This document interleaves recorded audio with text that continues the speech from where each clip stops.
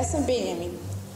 In jaz sem Sofija, in jaz sem Katja. In jaz sem Alma. Dobrodošli v rubriki Z možgani na pašo, kjer tudi med počitnicami mozgamo skupaj in kjer nikoli ne rečemo, ne počnite tega doma. Danes vam bom pokazal eksperiment, ki bo dal vašim možgančkom misliti. Imenuje se, ali je črn flomaster res črn. S tem eksperimentom lahko na primer ugotovite, ali da je barva v črnem flomastru le eno barvilo, ali je teh barvil več. Pa začnimo.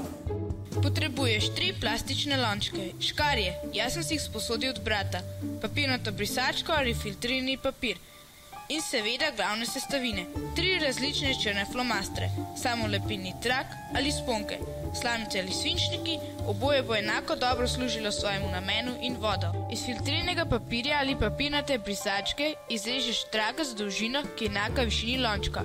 Trak naj bo širok 2 cm.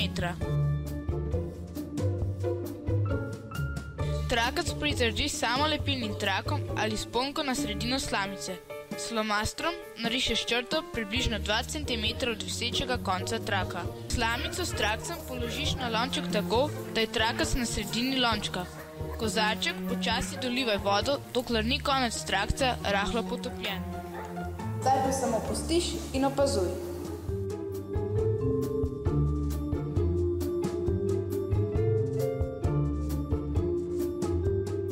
Črn flomaster sploh ni črn. Razlog, zakaj je tako, najdeš na infodrom.si.